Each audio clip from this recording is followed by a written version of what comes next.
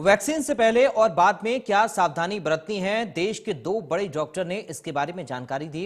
अब यह भी जरूरी है कि कोरोना होने पर क्या सावधानी बरतनी है और कैसे अपना ख्याल रखना है। भिवानी के सिविल अस्पताल के मेडिसिन विभाग के अध्यक्ष डॉक्टर रघुबीर शांडिल्य से हमारे संवाददाता रवि जांगड़ा ने बातचीत की। लगातार जो मामले बढ़ रहे हैं उन पर कैसे काबू पाया जा सकता है, खासतौर पर ग्रामीण तबके के जो मरीज आ रहे हैं वो किस तरह से अब अपने आप को बचाएं, तो वो तमाम चीजें जानने के लिए डॉक्टर साहब सबसे पहले इंडिया न्यूज हरियाणा में स्वागत है आपका। धन्यवाद रवि, आपने बड़ा अच्छा प्रश्न किया है और मैं आपका थोड़ा सा टाइम इसमें बताना चाहूँगा कि जो पहले हमारे 2020 में जो वायरस था और ये जो वायरस है इसके कुछ साइन सिम्टम और क्लिनिकल प्रोफाइल में थोड़ा अंतर आया है। ये पहले 1 दिन से लेकर के 10 दिन तक ये मल्टीप्लिकेशन होती है। 10 दिन के बाद मरीज के जो इन्फ्लेमेटरी रेस्पॉन्स होता है, तो हमें जो मरीज को साइन सिम्टम आते हैं जैसे कि बुखार होना, कमज़ोरी आना, आँखों में जलन होना, उल्टी दस्त होना, ऐसे जब भी कोई सिम्टम हो तो हमने उसको टेस्ट करवा लेना चाहिए। आदमी सारे टेस्ट करवा लेते हैं, CBC करवा लेते हैं, टाइफाइड करवा लेते हैं, मलेरिया करवा लेते हैं, डेंगू करवा लेते हैं, लेकिन वो कोरोना का टेस्ट करवाने में हेजिटेट करते हैं। तो आपके माध्यम से मैं ये कहूँगा कि उन्होंने जितना जल्दी हो वो टेस्ट करवाने में हेजिटेशन नहीं करवाना चाहिए और जितना भी जल्दी हो उसको टेस्ट करवा करके घबराए नहीं, क्योंकि जितना जल्दी उसको टेस्ट करवाएगा तो उसको हमारी पद्धति है अर्ली डायग्नोसिस अर्ली ट्रीटमेंट। तो इसको हमने जो ट्रीटमेंट का भी हमने फेज में डिवाइड कर रखा है। इसके 2 फेज हैं। पहले जो वायरस के मल्टीप्लिकेशन होते हैं 1 से लेकर के 10 दिन तक, ज़्यादा से ज़्यादा 12 दिन तो वायरल रेप्लिकेशन होता है। तो उसको रोकने के लिए उस फेज में हम 2 तरह की थेरेपी यूज कर सकते हैं। एक तो कन्वेंसेंट प्लाज्मा थेरेपी, दूसरा एक एंटीवायरल थेरेपी। एंटीवायरल थेरेपी में ये फेविपिरामिन है, रेमडेसिविर है, वो हम यूज कर सकते हैं।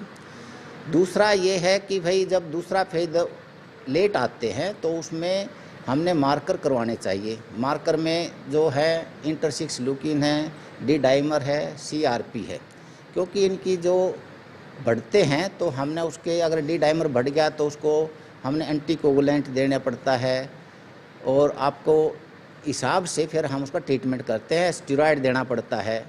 तो ये जो आपने जो प्रश्न किया है कि हमने कब टेस्ट करवाना चाहिए, कब हमने CT करवाना चाहिए, ये है कि आपका जब सिम्टम है उस सिम्टम के 5 दिन के बाद हमने ये मार्कर करवा लेने चाहिए। और खांसी है, सांस लेने में ज़्यादा दिक्कत हो रही है तो इसका मतलब उसका रेस्पिरेटरी में इन्वॉल्वमेंट है। HRCT हमारा करवाने का मकसद यही है कि उनका इन्वॉल्वमेंट कितना स्कोर हो गया। हम पेशेंट में सीवियरिटी 2 तरह से असेस कर सकते हैं। एक तो RT-PCR की जो साइक्लिक थ्रेशोल्ड वैल्यू है, जिसको CT वैल्यू है, उसके हिसाब से करते हैं। दूसरा हम उसको जो वायरस अंदर गया है उनकी मल्टीप्लिकेशन के साथ में कैसे वो रिस्पॉन्स हमारी बॉडी करेगी उसको असेस करने के लिए हम मार्कर करवाते हैं और HRCT करवा सकते हैं। और उसके हिसाब से हम किस टाइम में एंटीवायरल देनी है। पहले फेज में हम पहले 12 दिन से पहले हम उसका रोल होता है एंटीवायरल का। 12 दिन के बाद तो उसकी वायरस का हम टेस्ट करवाते हैं तो भी वो नेगेटिव आ जाता है, लेकिन उसकी जो फाइंडिंग है CT में आएगी और इन्फ्लेमेशन मार्कर के द्वारा पता लगता है। जब 12 दिन के बाद हम लेट हो जाते हैं तो वो उनकी समस्या क्या रहती है, वो रैपिड करवाते हैं वो नेगेटिव आता है, RT-PCR करवाते हैं वो नेगेटिव आता है, लेकिन उसकी CT में उसकी फाइंडिंग आती है स्कोर 19-20। तो इसका मतलब उसकी जो चेस्ट इन्वॉल्वमेंट और साइटोकाइनिन रिलीज होने के कारण उसमें सिस्टेमिक सिम्टम आने शुरू हो जाते हैं। ऑक्सीजन भी डिप शुरू होती है, पेशेंट के सिम्टम आते हैं उसकी वायरस के मल्टीप्लिकेशन रेट के हिसाब से और उसकी बॉडी के हिसाब से। किसी में 5 या 7 दिन में ऑक्सीजन डिप होनी शुरू हो जाती है, किसी में 12 दिन के बाद ऑक्सीजन डिप हो जाती है। पहले 5-7 दिन में जो हमारे पास है ऑक्सीजन ठीक रहती है, उसमें सिर्फ हमारे पास बुखार रहता है। तो जो भी अवेलेबल है हमें क्रोसिन पैरासीटामोल 650 मिलीग्राम खानी चाहिए। हमारे पास डॉक्टर की सलाह के अनुसार फिर हमने एंटीवायरल दवाई लेनी चाहिए और सिम्टम के 5 या 7 दिन के बाद हमने अगर खांसी है तो HRCT करवानी चाहिए और इन्फ्लेमेटरी मार्कर करवानी चाहिए। जो शोध ये भी बताते हैं कि RT-PCR या जो एंटीजन है, जो रैपिड एंटीजन है, वो नेगेटिव मिला है। इसके बावजूद दूसरे तीसरे दिन लंग्स पर जो स्कोर जब देखा जाता है वो 20+ मिलता है। उसके पीछे क्या वजह है डॉक्टर साहब? यही मैं बता रहा हूँ कि जैसे ही वायरस हमारे शरीर के अंदर इंटर करता है उसका एक इंक्यूबेशन पीरियड होता है। जब वो इंक्यूबेशन पीरियड के बाद उसके सिम्टम आने शुरू हो जाते हैं, सिम्टम से हम एक दिन काउंट करते मान लो, तो वो एक दिन से लेकर के 7 दिन तक उसका मैक्सिमम मल्टीप्लिकेशन होता है। और जैसे ही प्रोग्रेस हो जाएगा, फीवर कम हो जाएगा और 12 दिन के बाद उनकी इतनी संख्या कम हो जाती है वायरस की, वो डिटेक्ट नहीं होता। लेकिन हमारे शरीर में जो एंटीबॉडी है और वायरस में आपस में रिएक्शन होकर के जो इन्फ्लेमेटरी रेस्पॉन्स आता है, उसके कारण हमारी ऑक्सीजन भी डिप होती है, लंग्स में इन्वॉल्वमेंट भी बढ़ जाती है और धीरे धीरे अगर उसको ध्यान नहीं दिया जाए तो हमारे मल्टीपल ऑर्गन जो फेलियर है उसके साइड में जाता है। मोर्टिलिटी रेट जो है उसकी बात करें सर, मृत्यु दर जो है वो भी अप्रत्याशित तरीके से बढ़ी है। खासतौर पर जो मरीज आते हैं, वजह क्या है? विलंब मरीजों का, या आने में जिस तरह की जो देरी की चाहे बात करें, या फिर दूसरी कोई वजह है कि प्रॉपर ट्रीटमेंट नहीं लिया, प्रॉपर तरीके से डायग्नोस नहीं हुआ?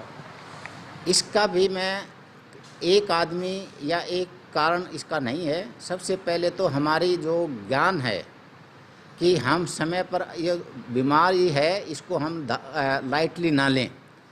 जैसे सिम्टम बताए हैं उसको टेस्ट करवाई, अर्ली डायग्नोसिस होएगा तो अर्ली ट्रीटमेंट होएगा। एक तो लोगों की अज्ञानता इसका कारण है कि वो सारे टेस्ट करवा लेंगे लेकिन हमारा कोरोना का टेस्ट नहीं करवाएंगे, एक तो ये है। दूसरा ये है कि वो नियर बाई डॉक्टर की सलाह कम लेते हैं।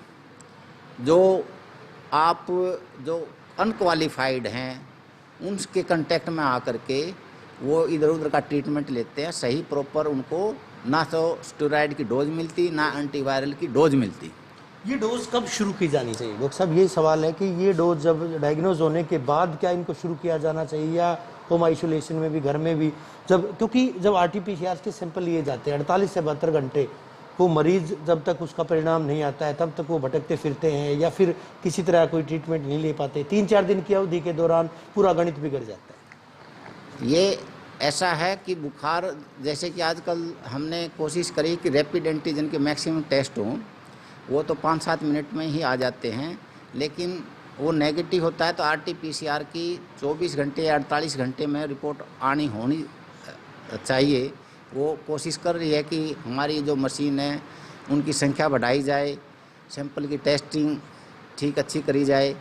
तब तक जो है हमें 3 चीज़ों का ध्यान रखने। 2 या पहले जो सिम्टम आए, खांसी जुकाम बुखार है, जनरलाइज वीकनेस है, पहले 4 या 5 दिन में ऑक्सीजन ज़्यादा डिप नहीं करती, उस समय हमें एक तो बताया कि पैरासिटामोल 650 मिलीग्राम वो ले सकते हैं, स्टीम इनहेलेशन कर सकते हैं। आपके पास अगर एंटीवायरल मेडिसिन है तो ले सकते हैं। लेकिन अगर उसकी संख्या ज़्यादा, वो बताया ना, वायरस की मल्टीप्लिकेशन और उस इंडिविजुअल की इम्यूनिटी पर कि वो उसको किससे रेस्पॉन्स करे। मल्टीप्लिकेशन ज़्यादा हो रहा है तो उसकी ऐसा नहीं है कि 12 दिन तक वो, उससे पहले भी सिम्टम उसके सीवियर हो सकते हैं। तो 5 दिन इसका सरकार ने बताया, 5 से 7 दिन में हमें अगर सिम्टम बढ़ रहे हैं तो डॉक्टर की सलाह ज़रूर लेनी चाहिए। ऐसे भी मामले सामने आए हैं जहां पर लक्षण हालांकि दिखाई नहीं दिए उसके बावजूद। और साथ ही साथ क्या संक्रमण तभी होता है जब किसी इन्फेक्टेड जो शख्स है उसके संपर्क में आता है? कई ऐसे मामले भी आए हैं जो किसी के संपर्क में भी नहीं आए। एक भ्रांति है डॉक्टर साहब की हवा में भी वायरस है, तो हवा में क्या वायरस की जो जिस तरह की चर्चाएं हैं उनमें कितना दम है? संक्रमण जो होता है ये उसके जो वायरस का साइज पे डिपेंड करता है कि जो 5 माइक्रोग्राम से नीचे उसका साइज होगा वो एरोसोल बना करके हवा में रह सकता है। ठीक है, जो 5 माइक्रोग्राम से बड़ा साइज का है वो हवा में ज़्यादा प्रोपेगेट नहीं करता। हवा में रहने का ये पहले ये सोचते थे कि वो सरफेस पे पड़ा रहता है, हाथ इसमें 7 to 80% रिस्पॉन्सिबल होता है कंटेमिनेशन के और एक दूसरे को इन्फेक्ट करने के। लेकिन अभी पाया है कि ये सिर्फ 2 मीटर की दूरी की बजाय ज़्यादा भी प्रोपोगेट कर सकता है।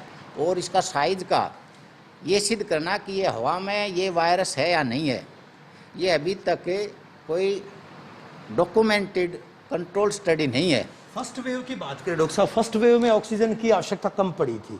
सेकंड वेव जो काफ़ी घातक है, क्योंकि लगातार ऑक्सीजन की कमी भी देखी गई है। ऑक्सीजन युक्त बेड्स की बात करें या फिर वेंटिलेशन के लिए जो वेंटिलेटर मशीन है उनकी बात करें, वो तमाम चीज़ें इस दौर में कहीं ना कहीं इस फेज़ में ज़्यादा महसूस की गई हैं। उसके पीछे क्या वजह है? नाम वही है, वही बीमारी, वही कोरोना, वही वायरस, वही आक्रमण?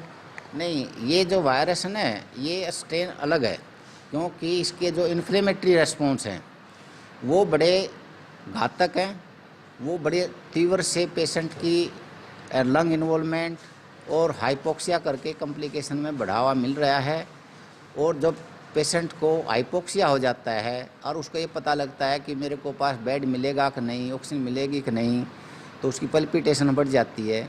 तो ये नहीं है कि स्ट्रेन वही है, स्ट्रेन अलग है। इसका इन्फ्लेमेटरी रेस्पॉन्स है वो 7 से 12 दिन के बाद आता है, वो उस वायरस की बजाय इसका स्ट्रॉन्ग है। एक आखिरी सवाल डॉक्टर साहब, लोगों को क्या करना चाहिए, लोग क्या करें? क्योंकि हालांकि माना जाता है कि जो स्रोत हैं हमारे हेल्थ सर्विसेज हैं वो भी कहीं ना कहीं, चाहे चिकित्सकों की कमी की बात कहें, चिकित्सकों का टोटा है, पैरामेडिकल मेडिकल स्टाफ का भी टोटा है, ऑक्सीजन पर्याप्त मात्रा में नहीं है, जिस तरह का क्राइसिस आया था, बेड्स नहीं मिल रहे हैं, वेंटिलेटर नहीं मिल रहे हैं। ऐसे में लोग खुद को कैसे बचा सकते हैं? लोगों से क्या अपील, लोगों को किस तरह का सुझाव डॉक्टर रघुवीर का रहेगा? मेरा आपके माध्यम से ये सुझाव है, इस पेंडेमिक सिचुएशन में अपने आप को बचाओ। और अपने आप को जब भी बचाओगे जब आप ये 3 बातों का ध्यान रखोगे, सोशल डिस्टेंस, हैंड सैनिटाइजेशन और वियरिंग द मास्क, ये 3 बातों का ध्यान रखें। बाकी हमारा हेल्थ प्रशासन दिन रात कोशिश कर रहा है कि इनके बेड मिलें, सभी को प्रॉपर ट्रीटमेंट मिले और सारे स्वस्थ होकर के जाएं।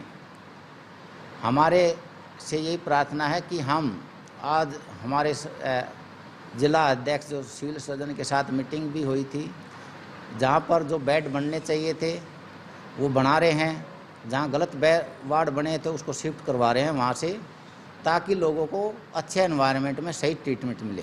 शुक्रिया डॉक्टर साहब हमसे बात करने के लिए। डॉक्टर रघुवीर सांडेला है जिन्होंने अमूल्य जानकारियां दी हैं। और हम भी अपने दर्शकों से, इंडिया न्यूज़ हरियाणा के तमाम दर्शकों से, तमाम प्रदेशवासियों से यही अपील करते हैं कि जिस तरह की गाइडलाइंस जो MOH के द्वारा जारी की जाती हैं, या जिस तरह की बातें, जिस तरह के सुझाव, जिस तरह की सलाह जो चिकित्सा विशेषज्ञ उनके द्वारा दी जाती है, उनको फॉलो करें। ऐसे में आप भी स्वस्थ रहिए, दूसरों को भी स्वस्थ रहने के लिए जागरूक कीजिए, वजह बनिए।